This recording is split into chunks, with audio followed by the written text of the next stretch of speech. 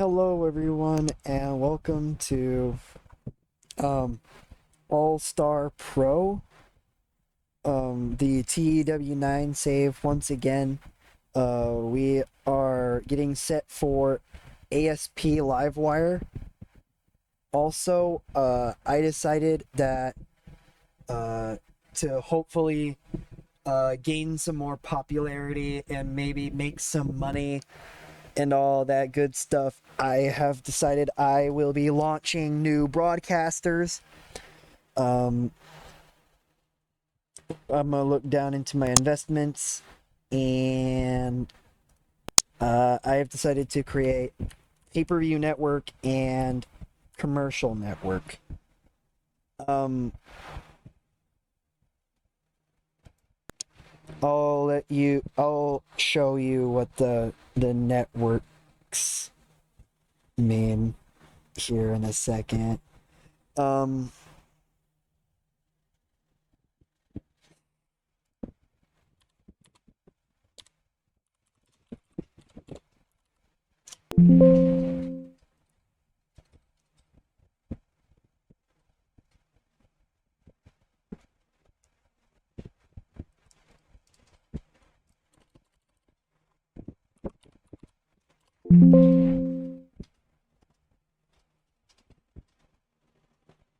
uh, broadcaster type.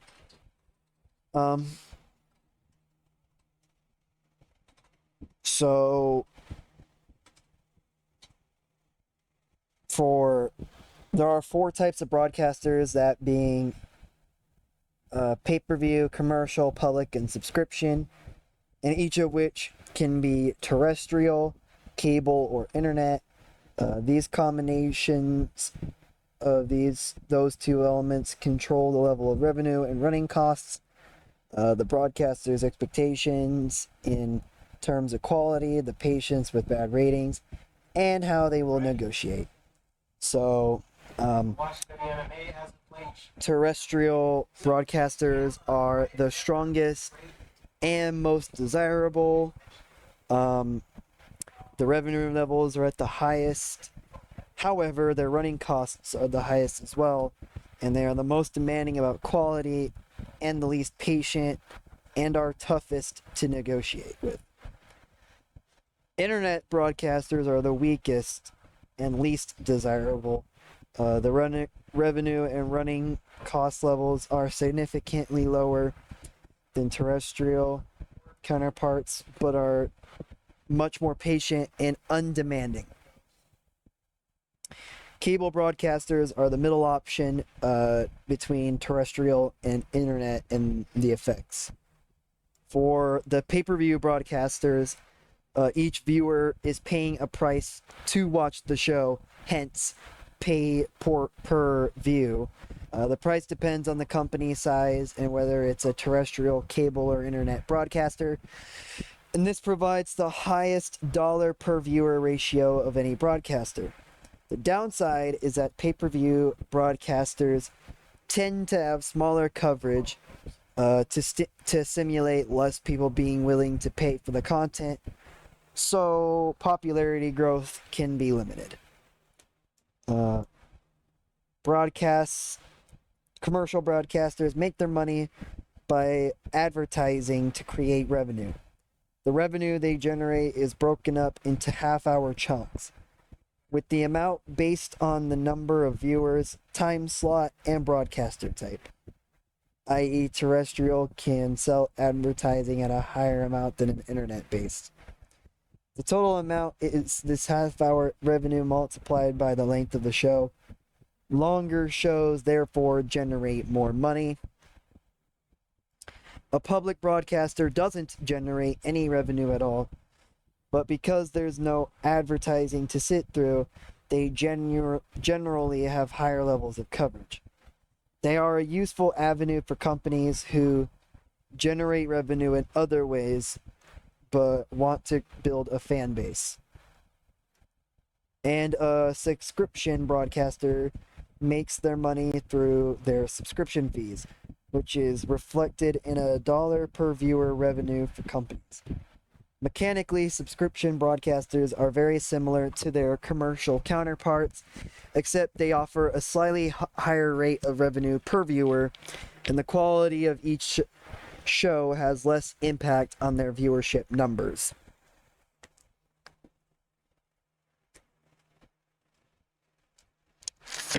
So yeah, um, I have decided to launch new broadcasters, and yeah, I'm hoping that will allow us to sign. I'm hoping this will allow us to increase our popularity for shows, and yeah. Actually, I'm gonna try out. Uh, uh, uh. Let's go New Deal. Yeah, we'll go.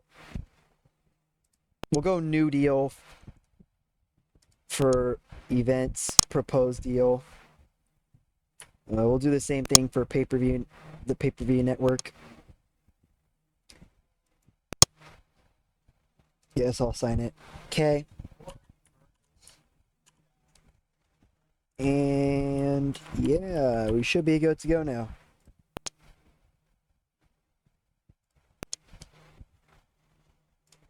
Also, to potentially get more people in attendance, I have also decided to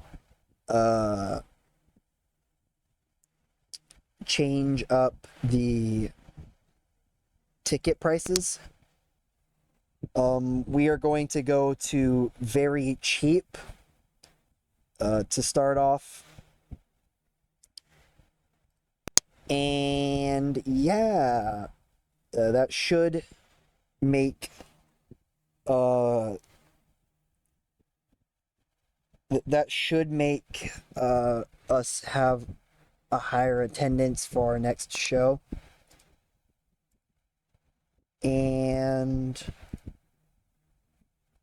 I want to see if I can get somebody else on commentary, somebody with decent play-by-play and color. Dr. Funkenstein has decent play-by-play, it looks like.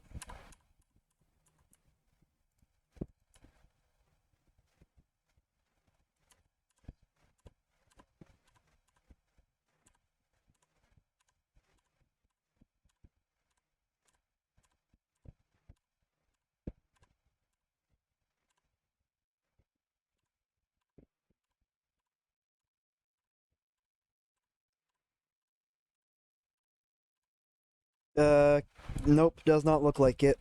I want to. Maybe I can hire another commentator. Uh, let's try color and see what happens.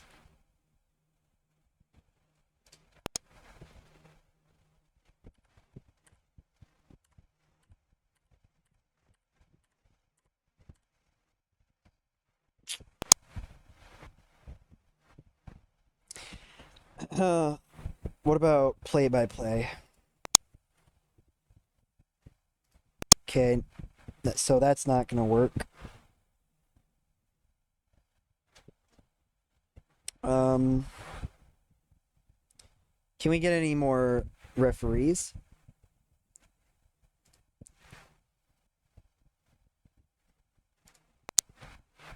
Nope. Road agents?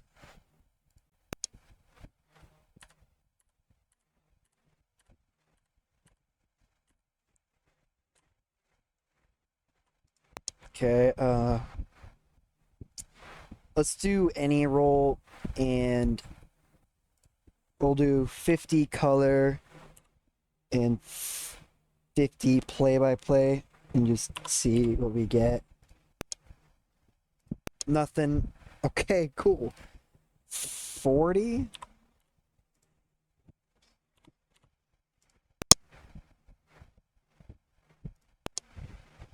Okay, what about refereeing?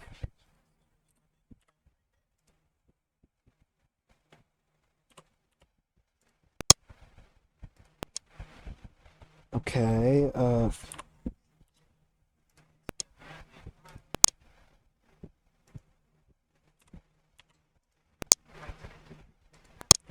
does not look like it.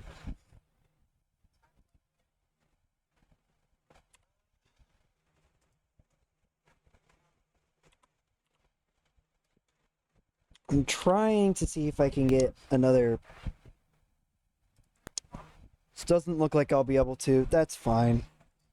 For that, let's go psychology 60, experience 100, and see what I get.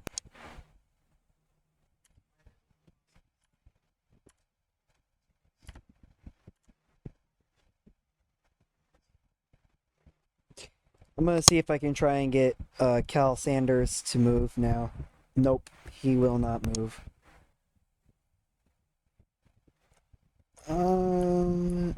Anybody else? Ooh, Henry Bennett. I forgot about him. Cool. I will be signing him to a contract.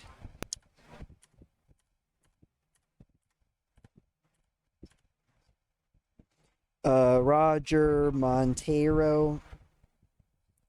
He could be our wrestler and road agent.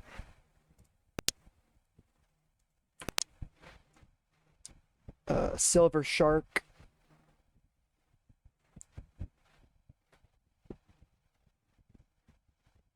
I'm gonna try and talk to him.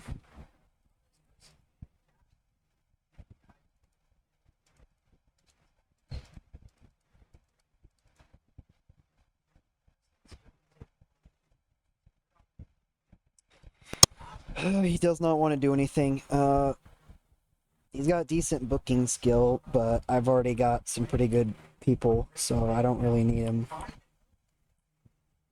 Okay, let's see if I can try and hire any more wrestlers. Sorry about that. I don't know what was going on there. So let's go. Let's see. Can we find somebody that can work in the United States? Obviously.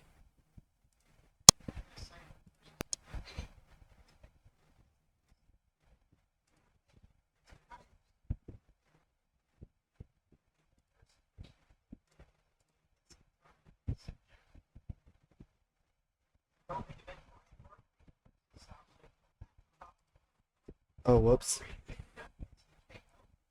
Okay, let's try that again. Uh,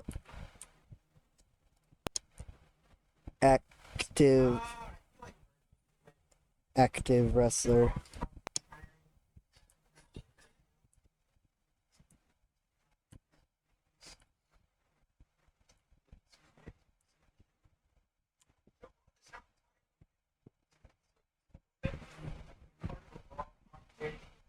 The Masked Grappler.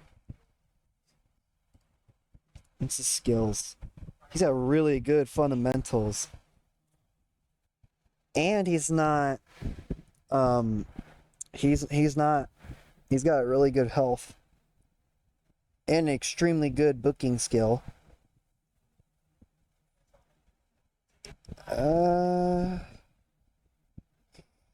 He might be worth signing. I'm not even gonna lie. He's $138 a show. That's not bad at all considering his skills. And he's only 24 too. So that's not bad at all. I'm not even gonna lie.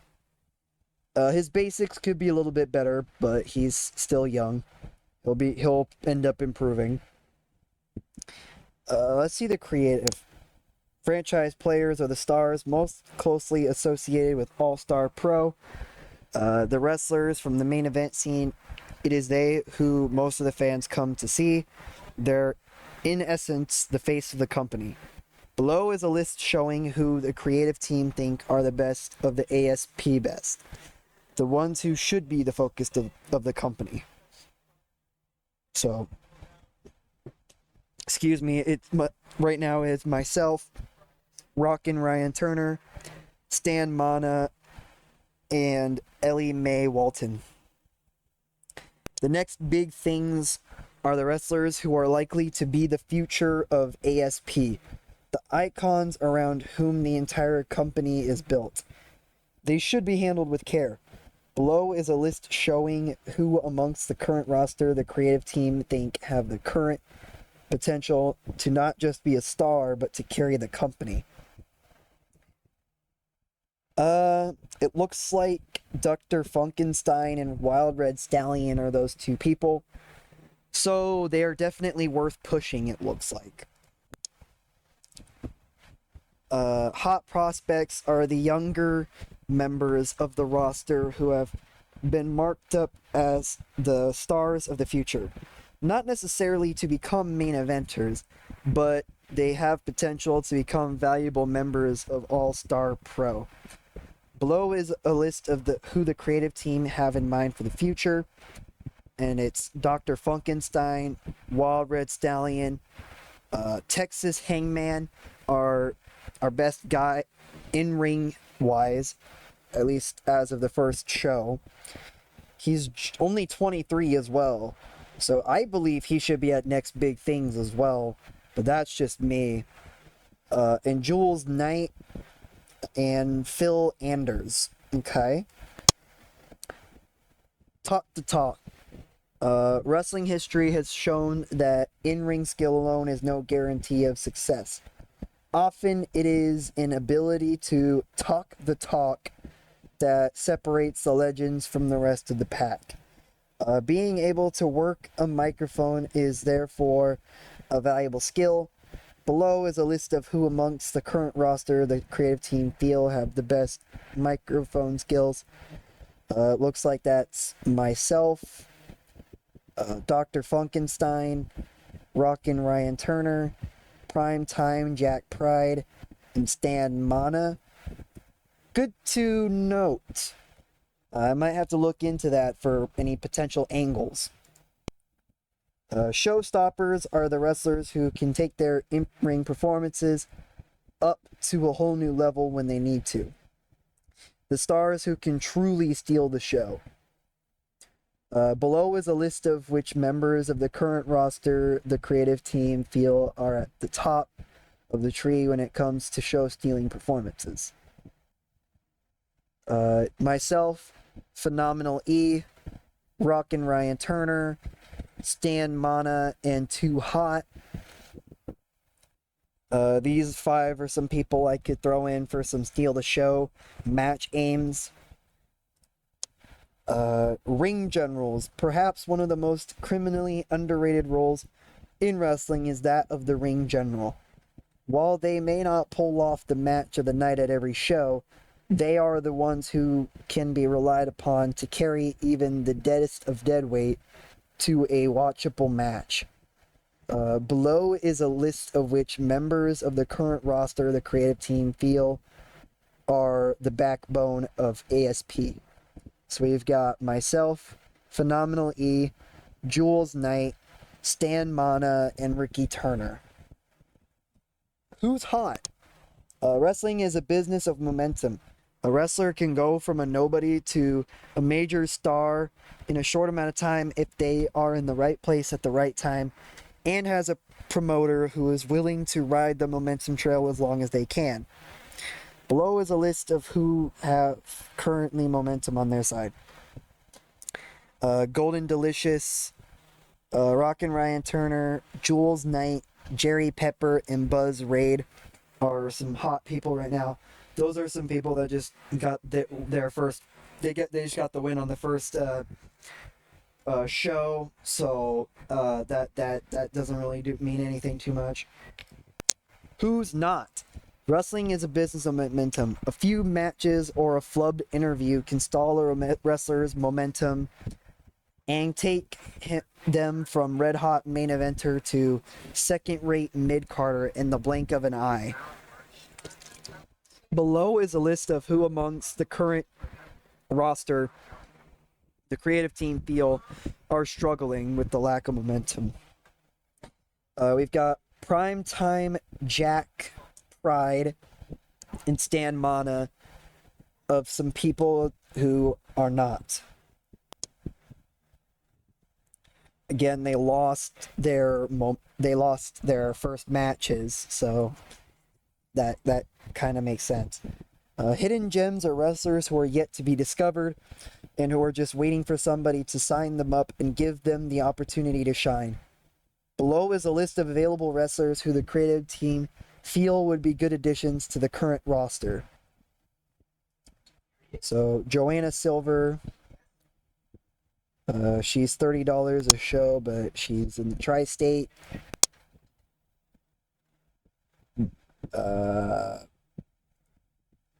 She's got decent fundamental skills. Her stamina is really good. And she's 27, so she's still got a decent amount of time ahead of her. Her primary skills are decent. She's got really good charisma. She's got really good resilience, too. I didn't even see that. So, she'd be in something to she's somebody to look out for. I'll shortlist her and see how that goes. Jack Holder. He's a young lion. He is 20. He's in the tri-state, though. Holy crap, his skills are good for a young lion, though. 92 stamina, 88 athleticism, 96 resilience, 70 basics already, 85 star quality, 78 charisma, 62 microphone, 72 booking skill. He's definitely somebody to shortlist as well. And then we've got Jay Silver. Somebody in the Mid-South, so I could actually sign him right now.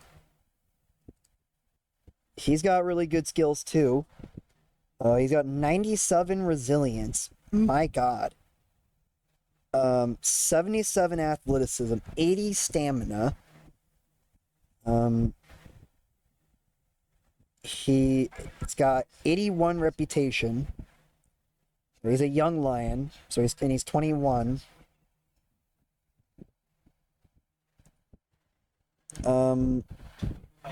But yeah, I might end up signing him. I'm gonna try and sign him to a contract. And he's got a driven personality type, which is a good thing. Now let's take a look. And he is willing to do stunts.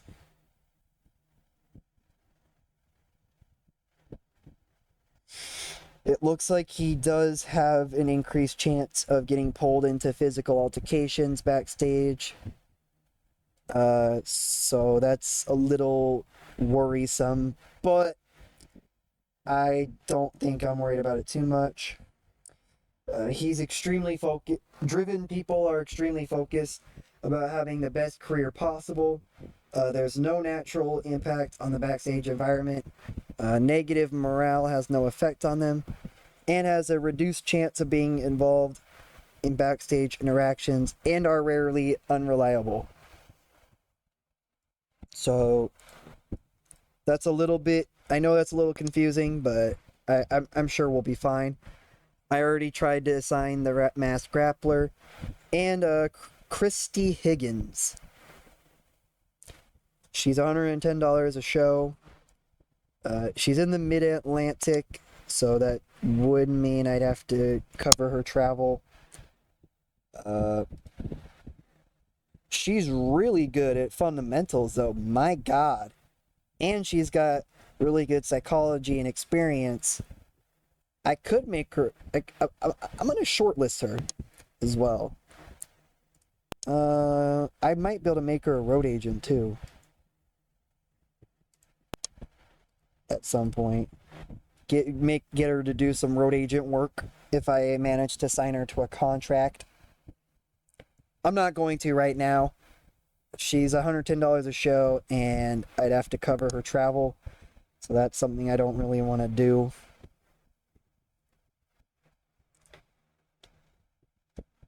Yeah. And there's a mass grappler. So yeah, anybody in figureheads?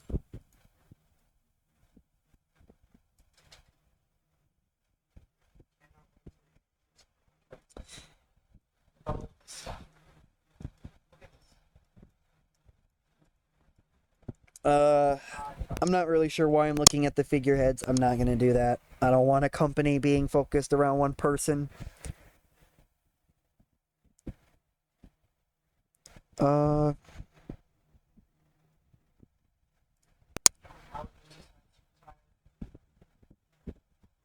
there is one alliance, so I could found a new alliance.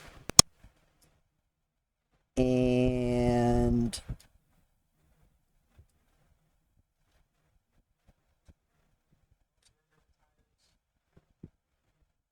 yeah, I guess I'll use the All-Star Pro logo with the All-Star backdrop.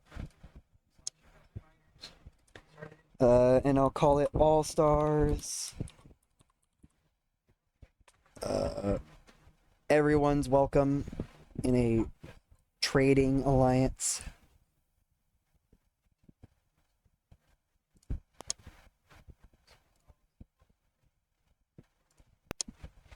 Okay, let's invite Let's invite people to join. Five-star Supreme. All Canada. Australian Pro. Okay. Black Canvas Grappling. Okay. Burning Ember of the Wrestling Gods. Okay. Canadian Wrestling Alliance. Okay. Championship Wrestling from Wigan. Okay.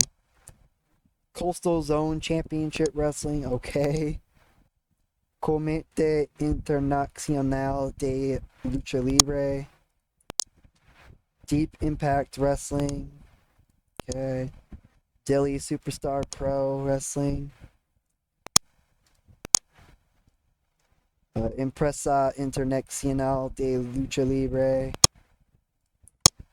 European Wrestling All Stars. Okay.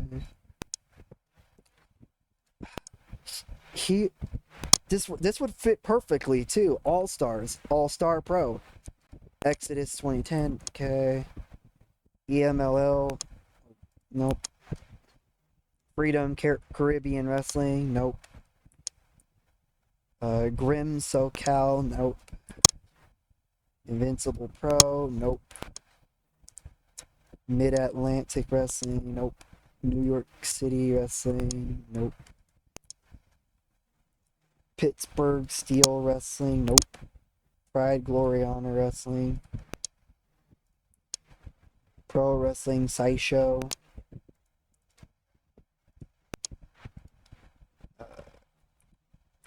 Queens of American Wrestling. Revolution Australian Wrestling. Rhode Island Pro Wrestling. Scottish National Promotions. No. Supreme Wrestling Federation. Nope. Total Championship Wrestling. Nope. Ultimate European Wrestling. United States Pro Wrestling.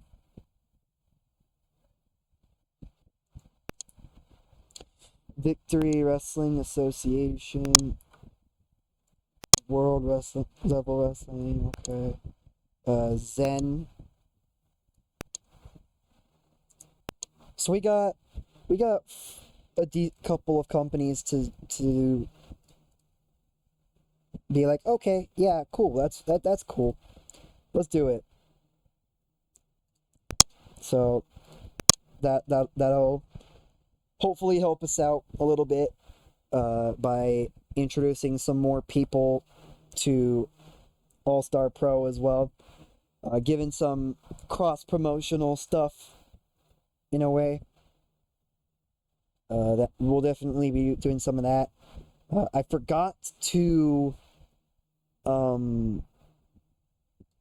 I forgot to create the new trio for Texas Hangman, Mercutio Sleep, and Ellie Mae Walton. So I will do that real quick. I'll be right back.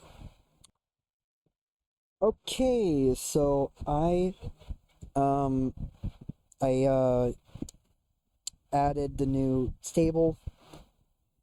I'm not really sure how long I'm gonna have them be together. I probably won't have them be together for too terribly long, but at least they'll have done something. I mostly was trying to get them involved in something. I didn't really have I don't really have a whole lot of plans for this trio. Um, so I don't know. I don't know what I'm going to do.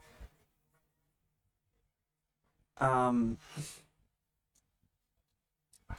but I'm gonna now move on and I'm gonna save it.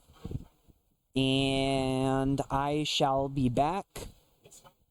And either we sign the new contracts or we move on to the next show, whichever comes first.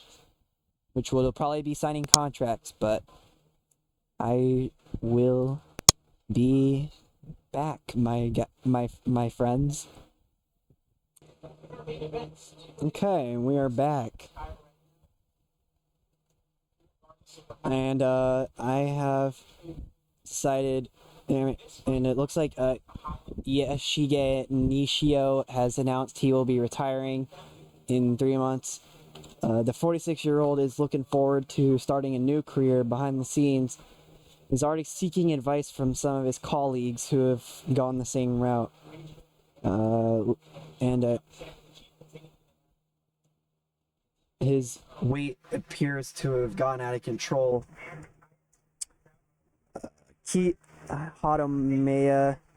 Hatoyama was promoted. Solomon Gold changes his style. Sensational Ogiwara was promoted. And 5SSW have hired Kate Lilly to a touring contract, it looks like.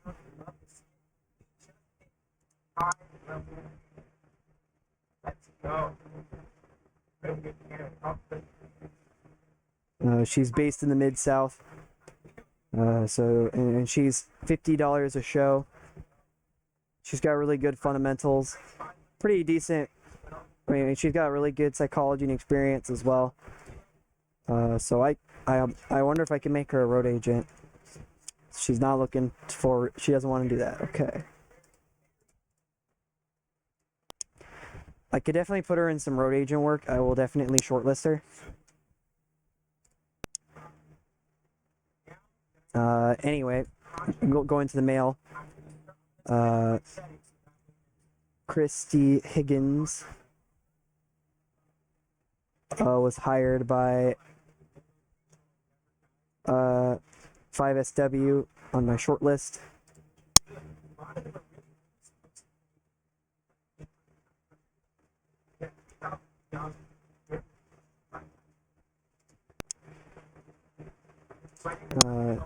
So there's that. And Roger Montero, Masked Grappler, and Jay Silver have all signed. And I'm just waiting for Henry Bennett. And yeah, let's keep on moving.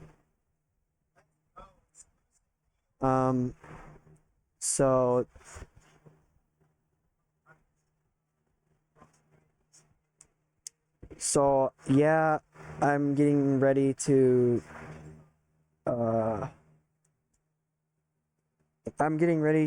hopefully gain some popularity within our second show. Because what I was thinking was happening was because it was only the first show, and that there weren't really any fans in attendance. I'm thinking that might be part of why we weren't increasing popularity. And I then was like, what if I also launched a broadcaster? Maybe that would draw some more eyes onto the product. Therefore, I can then increase my popularity for my company. And Henry Bennett did sign.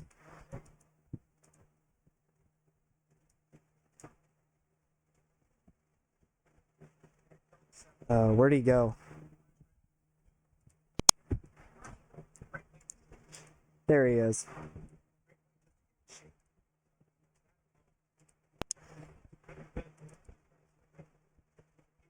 I made Henry Bennett a road agent. I'm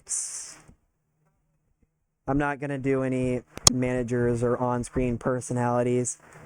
Not for a little bit anyway. I don't think I have any managers or on-screen personalities, but I'm just checking just in case.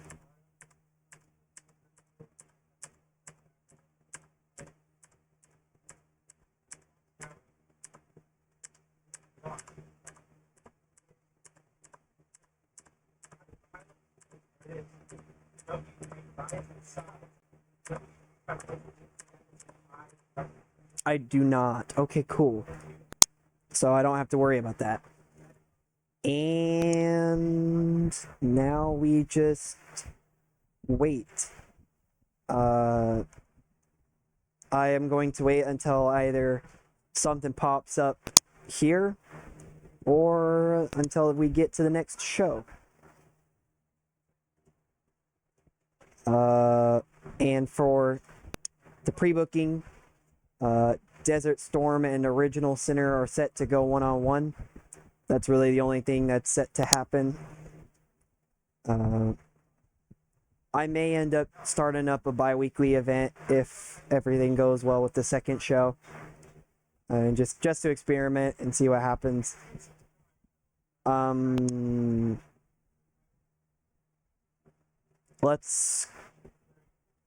Let's get going now. But actually, how are we doing on the merchandise section? 75.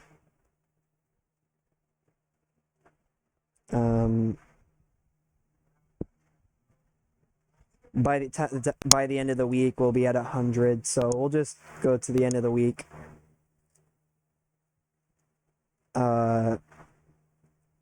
And really, my plan for All-Star Pro, I will not be doing championships for a little bit. I'm gonna try and build up my roster first before I ever. I'm thinking about it. I'm thinking about doing a championship title, like maybe a one to start off. But I don't know if I want to do that just yet. Again, I just kind of want to develop my roster and then go from there with the championship titles. And I do plan on developing a tag team division, and maybe even a trios division for All-Star Pro. But again, we kind of just have to see where that goes. I don't really know what I want to do with title belts just yet. But once I figure it out, I'll let you guys know. or not. I'm kidding. I'll let you guys know it. Probably. I may change my mind and decide to surprise you guys in some sort of shape or form. But anyway, I don't plan on having championships for a little bit. Just to see how my roster is doing, really, is what I was thinking. And yeah, I'll be right back, actually. Okay, and we're back, and we have our merchandising upgrade. Kate Lily seemingly has joined. Oh wait, no, she joined after her delay. And we are now at amateur level, which is great to see. And we will actually continue to upgrade the merchandise. So now that we're an amateur, at this level, your merchandise operation consists of a little bit more than a small selection of shirts that are primarily sold at shows during the intermission. The company does not make worker-specific merch. Instead, workers are allowed to bring their own merch and sell it during intermission. At live shows, you can expect to make an average of around 50 cents per fan in attendance. You can expect to make around $1 per popularity point per region each month from the mail order side of the business. So, merch-wise, we will definitely be making more money. And yeah, hopefully, as we continue to increase the merchandise, the money starts piling up. That's the hope. And hopefully our popularity keeps going up. So that way the merchandise money keeps going up too. That's the whole idea anyway. Let's take a look at the creative and see, is there anybody else we could potentially hire? Joyrider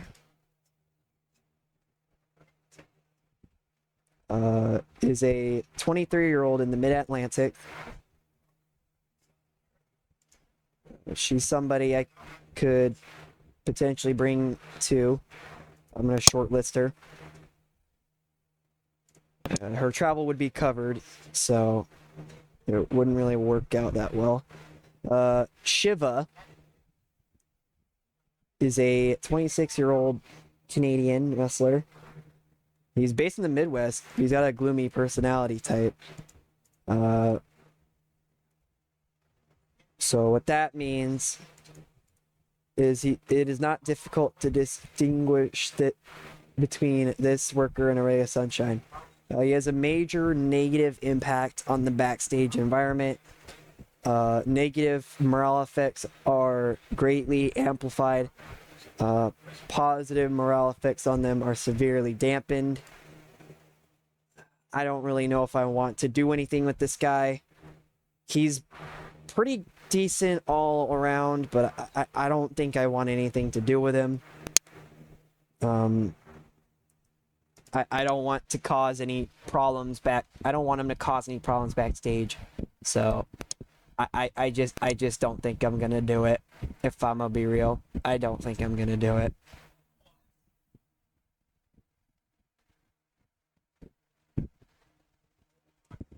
But yeah, I'm gonna check the Hall of Fame. Looks like I will be inducting myself into the Hall of Fame.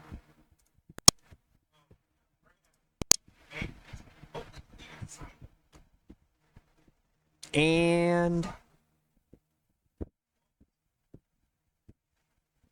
how are we doing financially? We got $2,129,568. We lost $370. That's because of the investments I made in the other things I did with the broadcaster. I upgraded my production a bunch too, so that's another reason why that's the case. A lot of that is one-off related stuff, and I won't have to deal with those high costs for a while again, hopefully. I don't want to lose too much money. I still got about $2 million, but I don't want to lose too much money.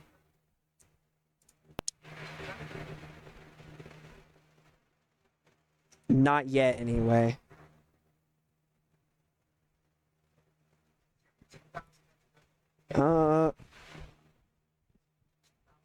And I don't think I saw any. I mean, Jade. We saw Jules Knight had good chemistry when fighting Rick Turner. So that's something good. Otherwise, there is no chemistry, really. And we will not be doing a brand split. I thought about doing a brand split, but I was like, nah. There's really no need for it. We've our roster is fine as it is. There's really no need for a brand split.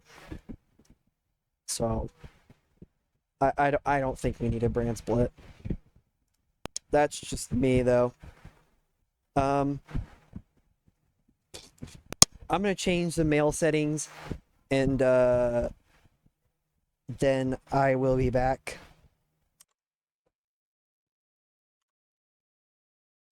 It's beginning of February now, and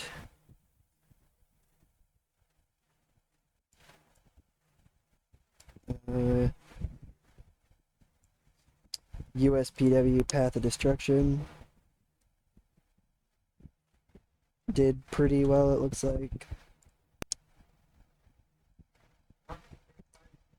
Calm Planet, calling themselves the world's best content provider, launched today amidst much media fanfare. Positioned as a direct rival to the all-conquering Reverie, the slick new service has major financial backing and will undoubtedly make a major impact on the market.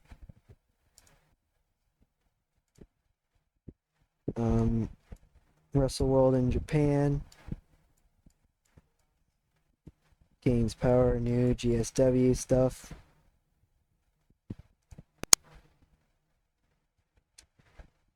And last month we lost $371,138. Hopefully we don't end up losing that much this month. I don't plan on making any more investments or doing anything really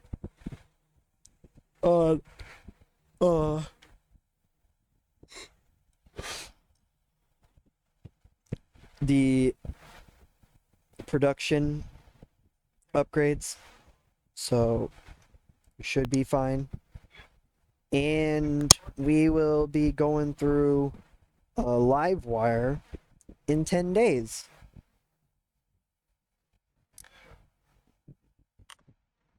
Okay, and we're back, and looks like I am officially now muscular. GSW has declared war on IPW, and same thing going on here. So companies are just declaring war on each other, I guess.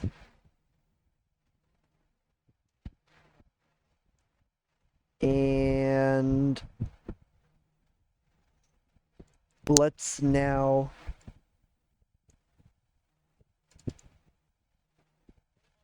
okay, I have to wait. I gotta wait another 2 years. Try and gain some weight.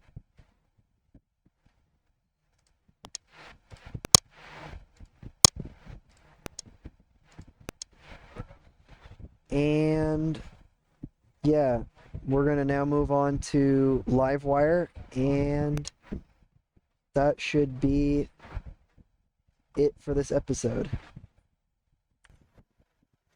Okay, and we are back. And Christy Higgins and Kate Lilly are both now gone due to the tour ending.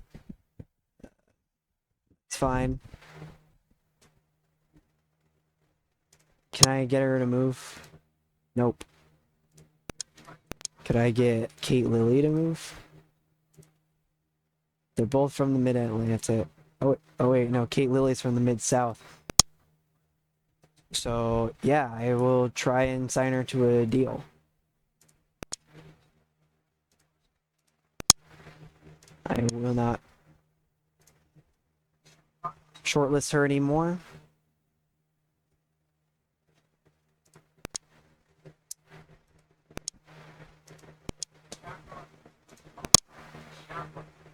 And live wires in 6 days.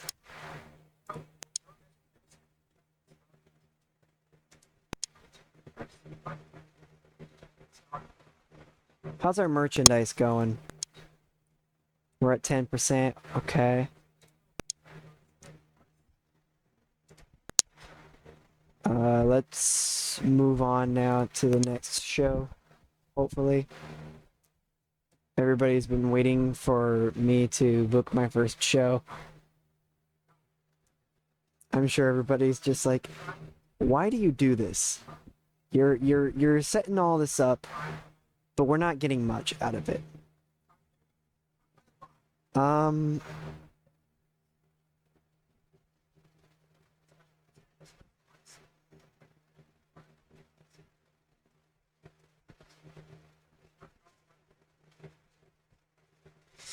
Yeah. I may end up just throwing out, since I have my new broadcasters, I may end up just throwing out a whole new TV show. Just to give some more leeway on booking instead of it just being a whole bunch of this. So we'll see. Kate Lilly accepts the contract. Does this affect when she's available? Nope, it does not. It would affect her at War Drums, though. That's fine.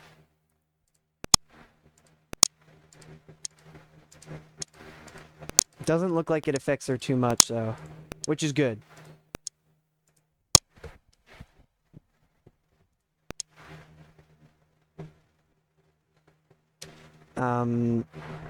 Yeah, let's get set for Livewire.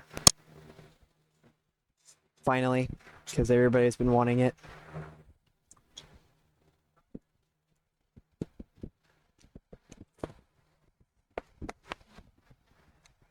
I wonder how long it will take for Dane O'Hara to finally not be upset by removing him from that accidentally, because I accidentally added Dane O'Hara to the head of talent relations, if you remember. And I had to remove him, and he was annoyed by it. I wonder how long he'll be annoyed of that. He'll probably be annoyed of it for a while. So.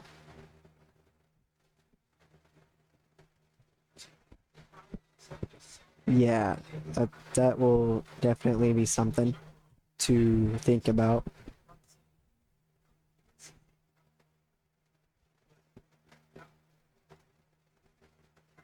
I'm also just ready. I'm ready for this second show. I'm trying to gain popularity. That's really all there is to it. So, yep. I'll skip to the I'll skip to the screen where we finalize everything. So I'll be back. Okay, and we are back. EILL's got new stuff going on.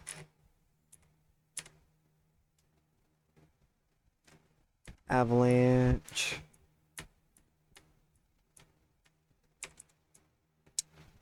WLW's got a new agreement.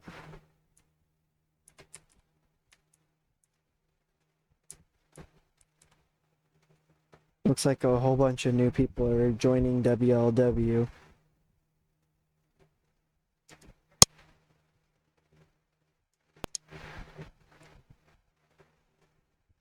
Okay. So now we just got to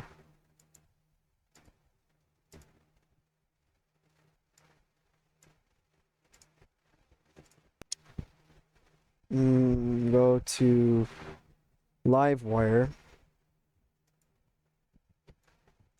and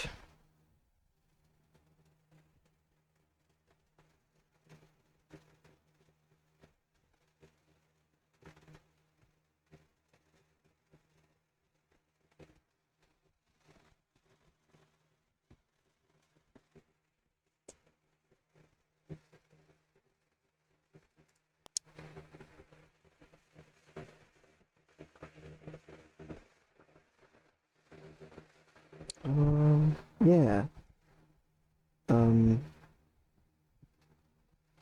Let's get it, I guess. And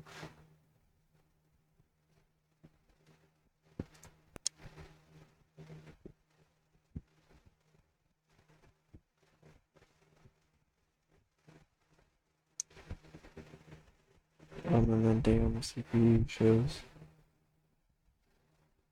Okay. Livewire. We will not be giving them out to anybody.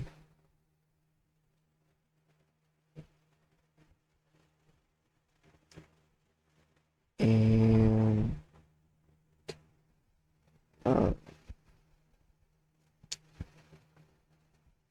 we will select a generic venue. Since 94 fans are expected for Livewire,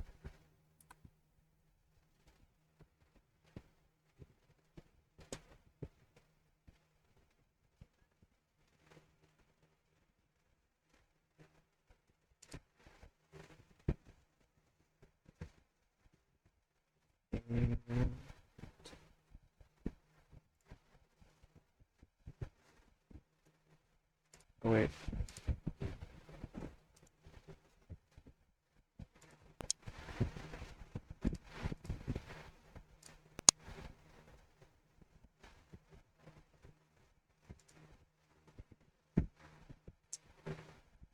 Team meeting.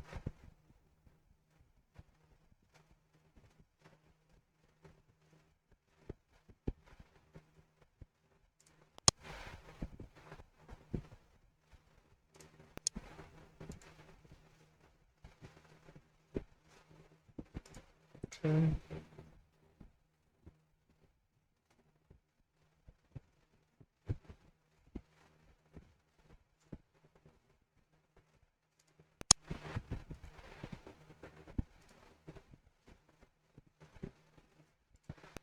Create a finish.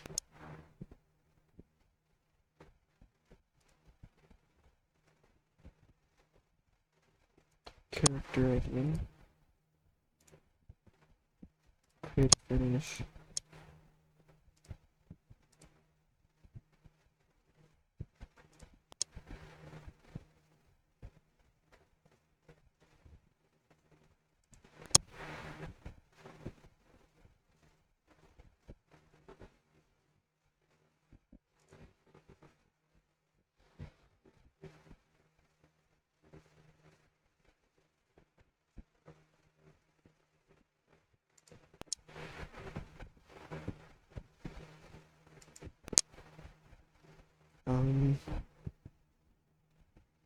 Okay.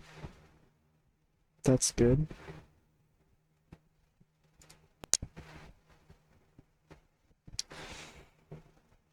Oh boy. Blazing argument.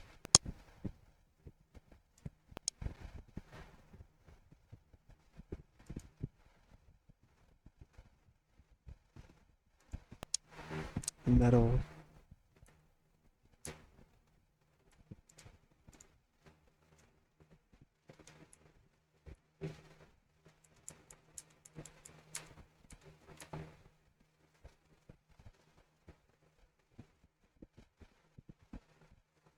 Let's see.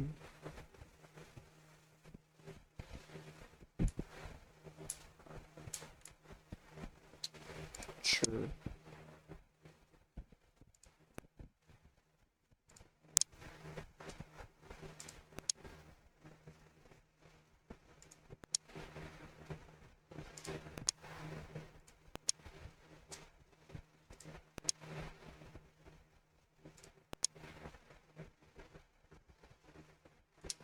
So now we will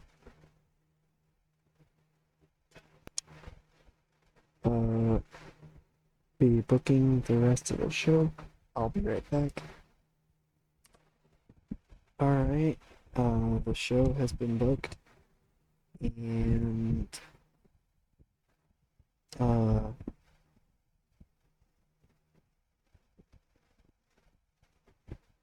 I have a character idea that I need to use soon,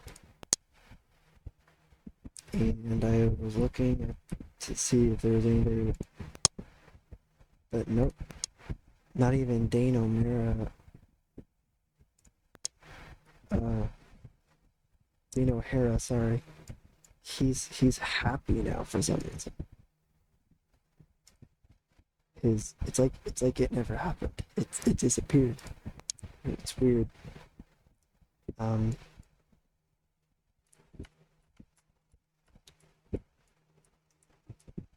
know. Is there anybody that's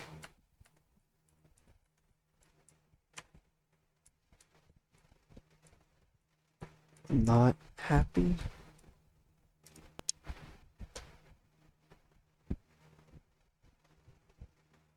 What about normal? Nope. Not pleased?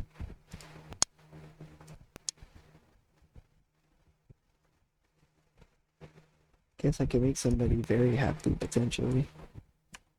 Let's do. I'm a little nervous about this, but let's do it. Texas Hangman.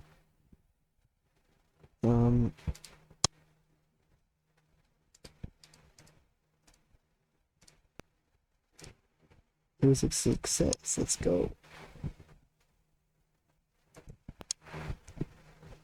Alright, let's get this match started. Show started, excuse me.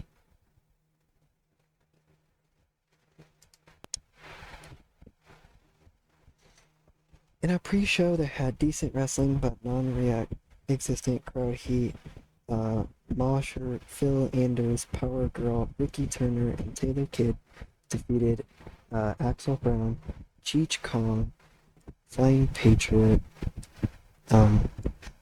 Harvey Robinsfield, and Mello Flash Hart in 14 minutes 42 seconds when Taylor Kidd pinned Axel Brown with a 450-degree splash. The match got a 30. A bunch of people gimmicks.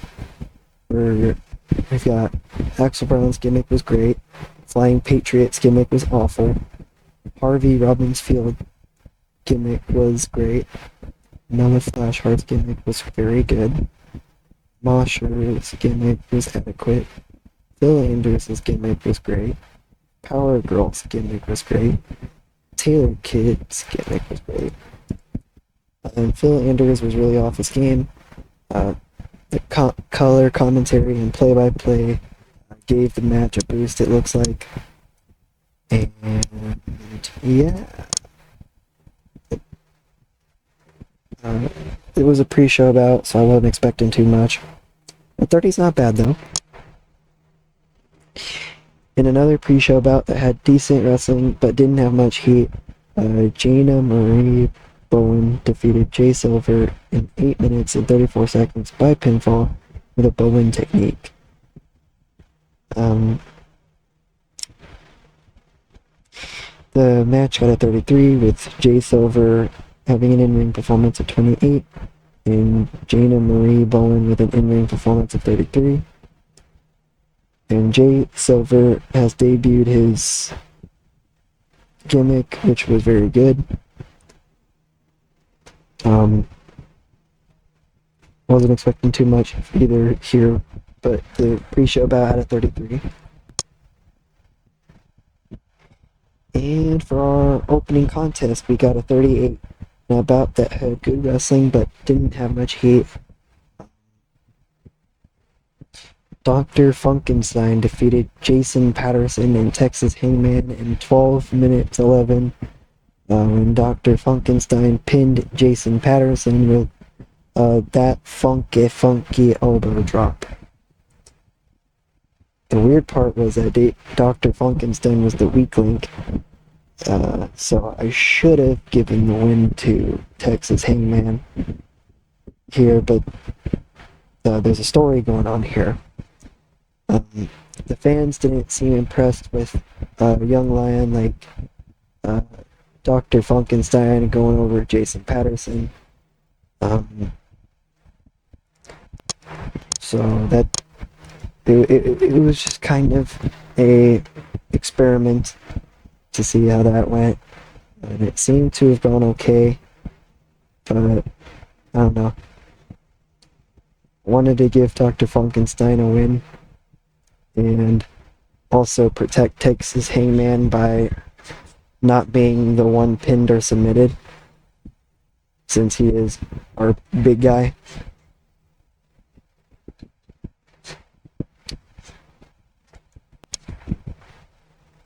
And then Ellie Mae Walton and Mercutio Sleep are backstage. This angle got a 30.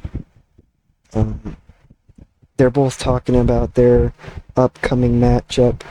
They talk about how the only reason Texas Hangman lost the match was because he wasn't the one being pinned or submitted, and that you should still watch out for Texas Hangman because we are the truly best, and we're already stars at All Star Pro. So Ellie Mae Walton did not do well with a script to follow. Without a script to follow, excuse me. Mercutio Sleep improvised well. The commentary was good. This angle got the crowd hotter. It's good to see. And about that, decent wrestling but didn't have much heat. Jerry Pepper defeated Ellie Perks in 10 minutes and 6 seconds by pinfall with a pile driver. The match got a 32. Commentary once again doing a good job. It's great to see. And follow up with an upcoming trios match. Phenomenal E, Rowdy, Ryan Robertson, and the Mascot Grappler. They're all mentioning how they may have to change up their strategy up against their opponents, and they mention that this is their mark to potentially gain some momentum here at ASP, and that we may all have our differences, but we need to work together. And they all shake hands and agree, basically. segment rating got a 41, which is really good. The Masked Grappler debuted a gimmick that was very good. Rowdy Ryan Robertson debuted a gimmick that was great. Everybody enjoyed having the freedom to go off script and did well. So that's a great segment to have. There are in fact 94 people now. So hopefully that'll increase our popularity. And this was the first storyline, actual storyline we're doing between Desert Storm and the Original Sinner. And about that had decent wrestling but didn't have much heat. Desert Storm defeated Original Sinner in 15 minutes and 9 seconds by pinfall with a handful of tights. So Desert Storm won by cheating, basically. Original Sinner is unhappy about it. He walks out, not into the arena, but into the crowd, and he just starts throwing chairs, and he grabs he grabs a microphone then and goes up to Desert Storm saying, "Hey, you seriously think you're better than me? Then prove it to me. Let's go one-on-one and beat me fair and square next time." And Desert Storm's already gone, so there's really no point in really challenging him. But he's still doing it anyway. So we'll see where that goes. Prime time, Jack Pride comes into the ring, and he's talking about his future with All-Star Pro, and that he wants to be an all-star player, and that he will be a main eventer, and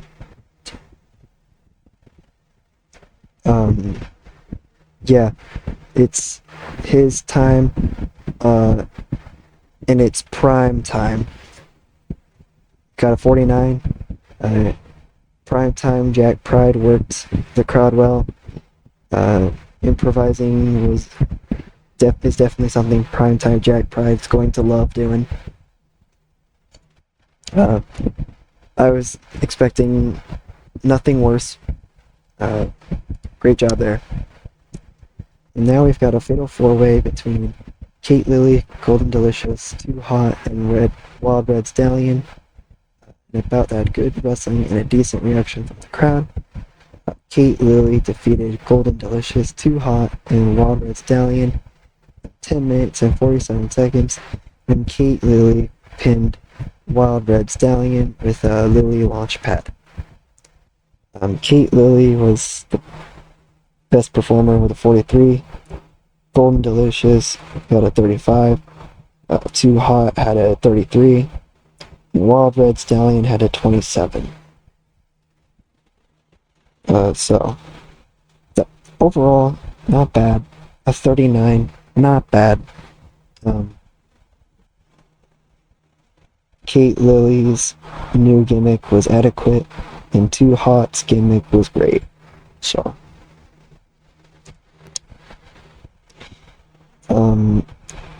these three are the opponents that the other trio were mentioning, and they talk about Joe Gilbert and Stan Mana they're like huddling up and coming up with strategies to defeat the other team, while Jules Knight is just standing there confused. Basically, that's literally the whole segment. These two improvised well. We got a 33. Commentary once again doing great. Joe Gilbert's getting better at his gimmick, so all pluses there. Now we move on to the trios match. Phenomenal E, the Masked Grappler, and Rowdy Ryan Robertson defeated Jules Knight, Stan Mana, and Joe Gilbert in 11:40 when the Masked Grappler pinned Jules Knight with a pile driver. The match was designed to have a bunch of high spots, and it looks like it got a 36, so it did a good job. Rowdy Ryan Robertson got a 12. Not great, but that's okay. The Masked Grappler got a 20, so also not great, but again, that's okay. Phenomenal E with the best performance for the match. And Joe Gilbert had a 33. Jules Knight had an 18, and Stan Mana had a 35. Joe Gilbert's once again getting better at his gimmick, and commentating is doing well. So I'm very happy about the fact that our commentary is boosting the matches and all that.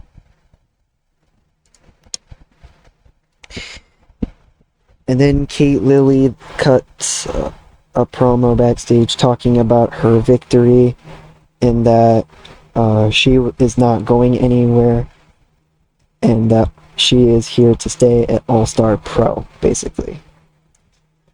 Kate Lilly enjoyed going off script, got a 45, so great stuff there. And now for our main event, triple threat tag team action going on here.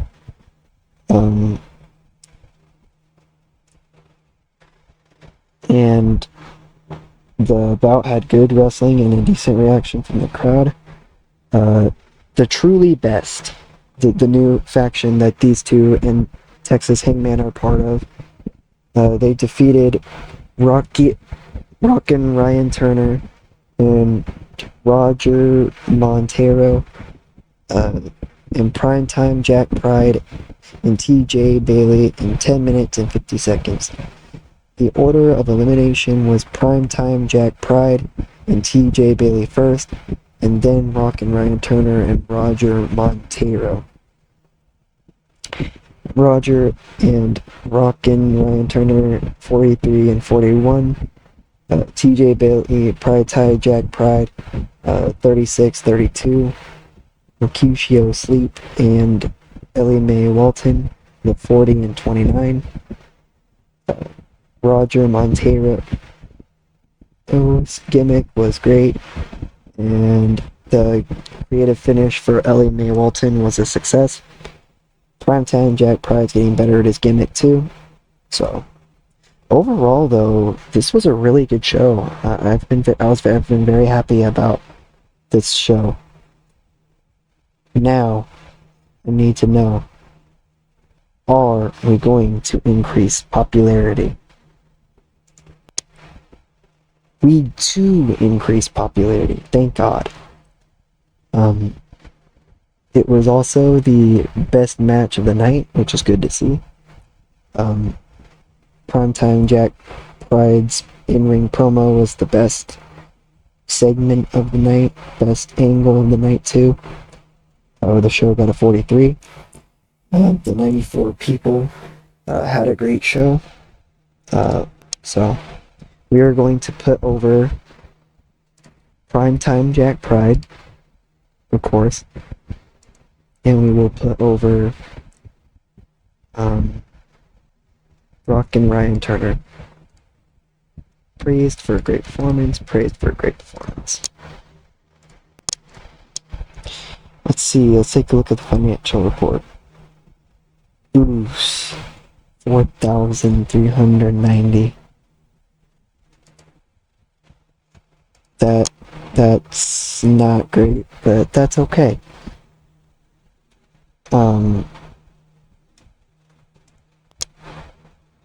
We'll get there. Popularity, it did increase. Not a whole lot for it to really mean anything, though. Everything stayed the same, but that's completely fine. And, yeah. That's it for tonight. And,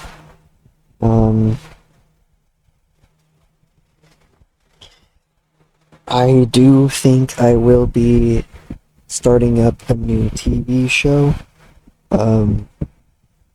Before I end off this episode, I'll actually do that right now.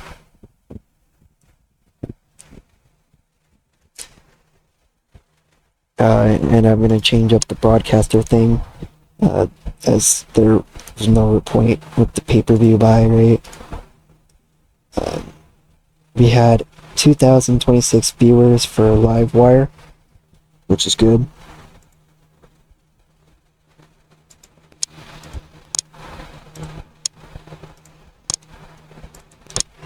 It's good to see.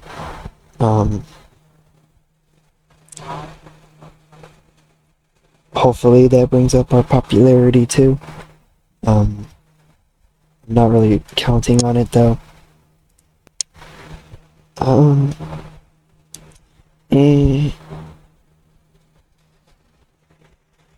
Broadcasting.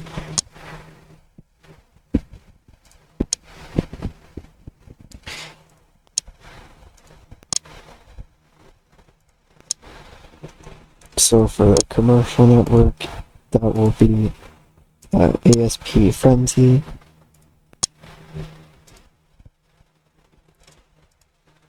Perfect.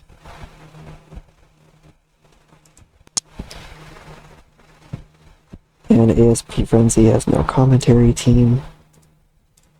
La da da da da.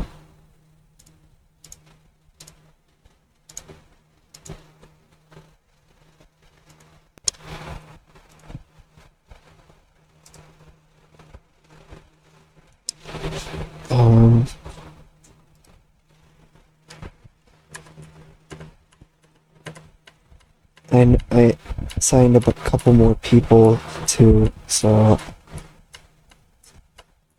I'm wondering how that will go.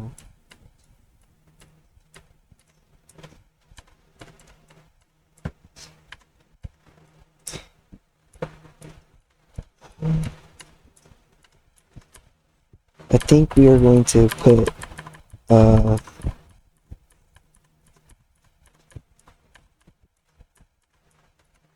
Dr. Funkenstein on here as commentary too for TV. He'll be a commentator for Frenzy as well. And we will have Frenzy be a 2-hour show.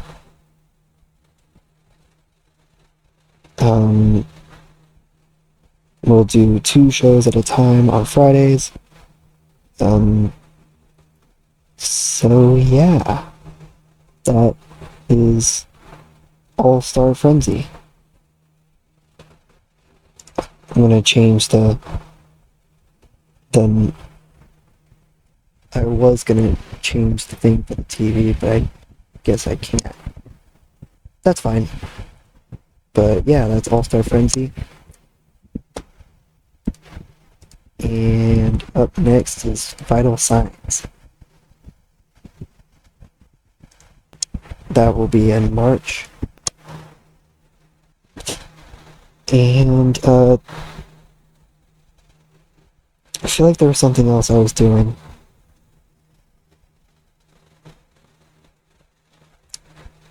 Oh yeah, I was gonna check the merchandise. We're not 20. So we'll be upgraded to level 3 pretty shortly. And we'll get more matches booked.